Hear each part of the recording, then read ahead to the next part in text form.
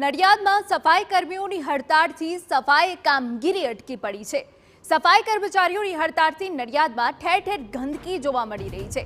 કાયમી ભરતીની માંગ સાથે સફાઈ કર્મચારી 4 દિવસથી હડતાળ પર ઉતરી ગયા છે। 200થી વધુ કર્મીઓ હડતાળ પર જતા અનેક વિસ્તારોમાં કચરાના ઢગલા છે। જૂની કોન્ટ્રાક્ટ પદ્ધતિથી કામ કરતા કર્મીઓનો નવા નિયમોનો વિરોધ છે। કોન્ટ્રાક્ટ સિસ્ટમમાં જોડાવાના વિરોધમાં સફાઈ કર્મીઓની હડતાળ વહેલી તકે પ્રશ્નોના નિરાકરણની સફાઈ કર્મચારીઓ દ્વારા માંગ કરાઈ છે।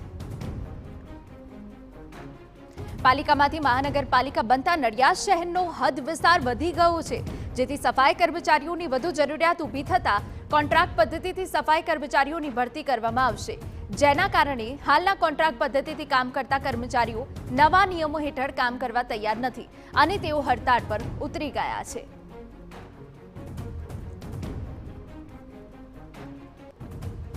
સફાઈ કર્મચારીઓમાં અમુક કર્મચારીઓની મિસઅન્ડરસ્ટેન્ડિંગ થવાથી એ લોકો કામ પર આવેલ ન હતા અને નગરપાલિકાના જે કાયમી કર્મચારીઓ કામ કરતા હતા, જે ડ્રાઈવરો પણ આઉટસોર્સિંગ એજન્સીમાં આવી ગયેલ છે, એ લોકો પણ કામ કરતા હતા, તેમને અટકાવવાનો પ્રયત્ન કર્યો।